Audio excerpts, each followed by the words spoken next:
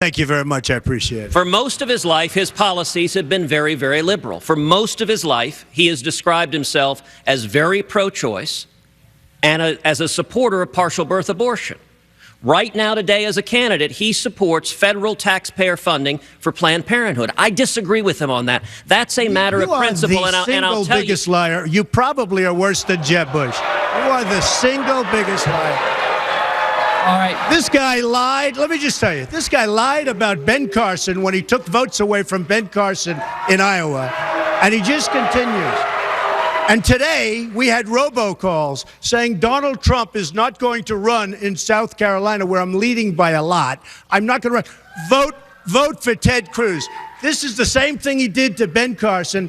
This guy will say anything.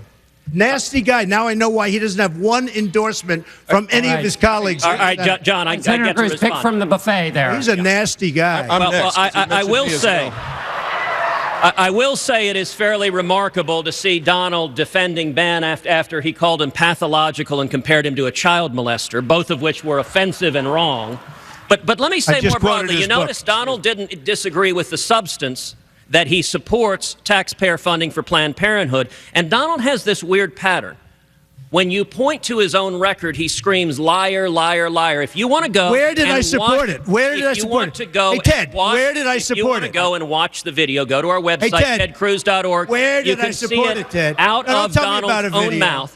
Where did I support it? You supported it when we were battling over defunding Planned Parenthood. You went on television and said Planned Parenthood does wonderful things and we should not defund them. It does do wonderful things, but not as it relates to abortion. So tell me, what are the wonderful things? What are the wonderful things it does? There are wonderful things having to do with women's health. You see, you and I disagree on that.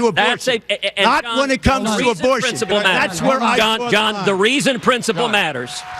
The reason principle matters, sadly, was illustrated by the first questions today. The next president is going to appoint 1, 2, 3, 4 Supreme Court justices. If Donald Trump is president, he will appoint liberals. If Donald Trump is president, your Second Amendment will go away. Hold on, before. You know how I know that? Hold on, gentlemen. I'm going to turn this car around.